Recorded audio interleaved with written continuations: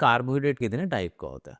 तो जो कार्बोहाइड्रेट है उसमें सिंगल ग्लूकोज मॉलिक्यूल उसको हम कहेंगे मोनोसैकेराइड, और जब दो ग्लूकोज के मॉलिक्यूल एक साथ मिल जाते हैं तो उसको हम कहेंगे डाइसैकेराइड। जब तीन या तीन से ज्यादा ग्लूकोज के मॉलिक्यूल मिल जाते हैं तो हम उसको कहेंगे पॉलीसैकेराइड। और ग्लूकोज के बहुत सारे मॉलिक्यूल इकट्ठे हो जाते हैं लेकिन वो ग्लूकोज का जाल बना लेते हैं, और ऐसा जाल जो हमारे पेट में जाके डाइजेस्ट नहीं होता उसको फाइबर कहेंगे। तो मोनोसैकेराइड, डाइसैकेराइड, पॉलीसैकेराइड और फाइबर, ये चार टाइप के कार्बोहाइड्रेट हो गए। तो जो ग्लूकोज है वो मोनोसैकेराइड हुआ। तो ग्लूकोज क्या है, ये परिवार में तीन भाई हैं। जो बड़ा भाई है उसका नाम है ग्लूकोज, उसका छोटा भाई है फ्रुक्टोज। तो ग्लूकोज तो सब जगह मिलता है लेकिन फ्रुक्टोज खाली फ्रूट्स में मिलता है। और जो इनका सबसे छोटा भाई है वो है गैलेक्टोज। जो ये गैलेक्टोज है खाली मिल्क प्रोडक्ट में मिलता है। तो सिंगल सिंगल ये तीन भाई हो गए। फिर अब हम कहते हैं दोनों का जो पेयर है, तो अगर दो ग्लूकोज मिलके दोस्ती कर लेते हैं उसको कहते हैं माल्टोज। एक ग्लूकोज और एक फ्रुक्टोज ये दोनों आपस में दोस्ती कर लेते हैं तो इसको कहते हैं सुक्रोज।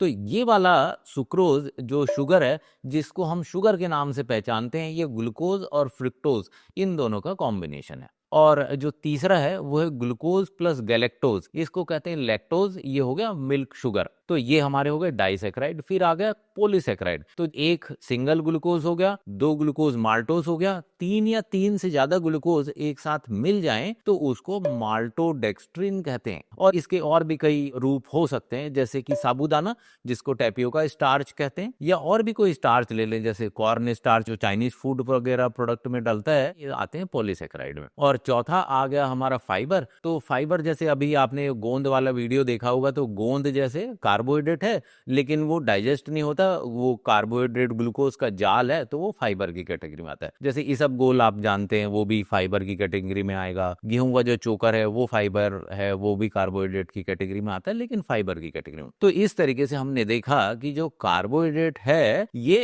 इसको इन छोटे छोटे हिस्सों में डिवाइड कर सकते हैं। अब शुगर क्या होता है, तो जो सिंगल और जो डबल ग्लूकोज वाले हैं, जो डाइसैकेराइड और मोनोसैकेराइड है, ये शुगर की डेफिनेशन में आते हैं। बाय डेफिनेशन हम इनको शुगर कहते हैं। लेकिन जो पॉलीसैकेराइड है और जो फाइबर है ये शुगर की डेफिनेशन में नहीं आते।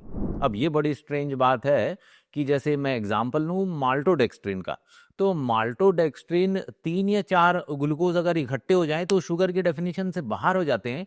लेकिन जब ये माल्टोडेक्स्ट्रिन पेट में जाता है, तो मान लीजिए चार ग्लूकोज के मॉलिक्यूल हैं, तो पेट में जाके ये चारों अलग अलग हो जाते हैं और फिर आदमी का ब्लड ग्लूकोज लेवल बढ़ा देते हैं।